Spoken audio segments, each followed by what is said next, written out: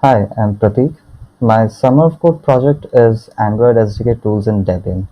My mentors are Hans-Christoph Steiner, Chirayu Desai, Andrew Shadura, and Phil Morrell.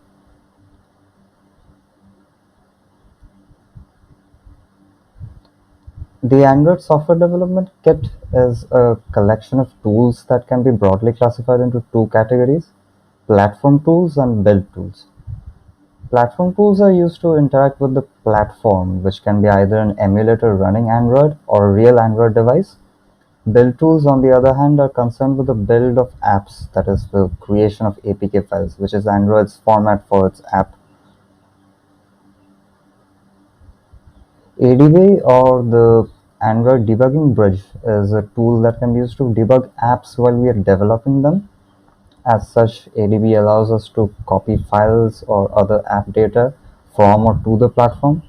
We can even open a command line shell on the device using ADB, which can be used to, say, get a list of the running processes or have a look at the logs that the Android system has collected from various apps. The Android device can be booted into one of the various modes, such as recovery mode or the fast boot mode, which is where the next command, fast boot, can work. ADB is often used in conjunction with, let's say, an IDE such as Android Studio, where it is used as a bridge between the development machine and the Android platform, where it can be used to install apps created using the IDE quickly onto the device and test it out. Fastboot is a less commonly used command that is used to interact with the storage partitions mainly that are there on the device. It can also be used to execute certain manufacturer specific commands. Now, in order to make changes to partitions, the bootloader of that device needs to be unlocked, which can also be achieved using this tool. The main use case for fastboot is to replace the operating system on the device with a custom one perhaps, or maybe dump or delete other partitions such as the data or cache partitions. Moving on to build tools, there are several tools in that category, but the most important ones are perhaps the following.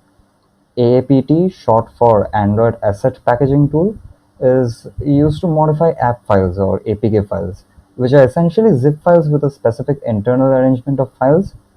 It can be used to modify the asset files of an app, package, or just display all sorts of information regarding them. DX, short for Dalvik Execute, is a tool that is used to convert Java class files into DEX files, which is the bytecode format for internal Java runtime that Android has. Now, the runtime that processes these used to be Dalvik, but as of now, it has been replaced by ART, short for Android Runtime. Zipalign is another tool that deals with the zip-like archive files. It is mainly used to optimize or align APK files so that the Android installer can quickly access the files that it needs in the requisite order. If the APK or zip file had not been aligned, the files would have to be stored into the archive in a random order, slowing down the installation of that app. Let's have a quick look at the ADB and fastboot commands interacting with a physical device that is connected to my computer via USB cable. After connecting my device to my computer via USB cable, I can list out its ID over here. So that's the ID of my device. If you're connecting your device for the first time, then it will display a dialog on the device asking you to authorize the computer to connect to it. I have mine authorized. So let's just pull a file from the device onto a system so it works. As I said, we can also open a shell on the device using which we can execute commands directly on the device.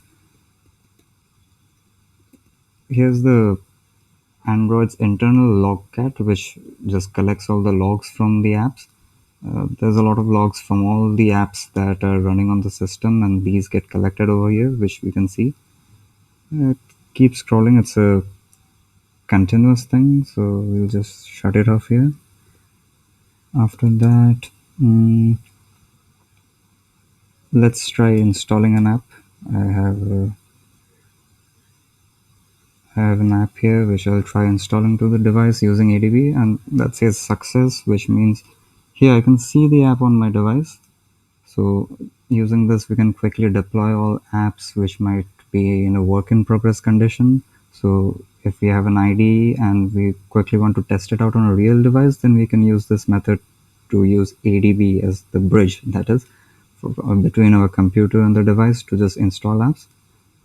Using ADB, we can also reboot the device into specific phases, such as, let's say, boot into the bootloader phase, where it is the device will be ready for the fastboot command. So let's just do that.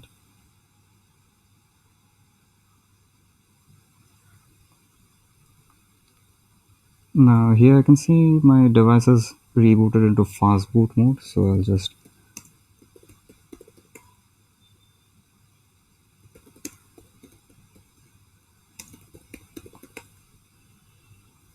so again, it listed out the exact same ID of my device that ADB listed.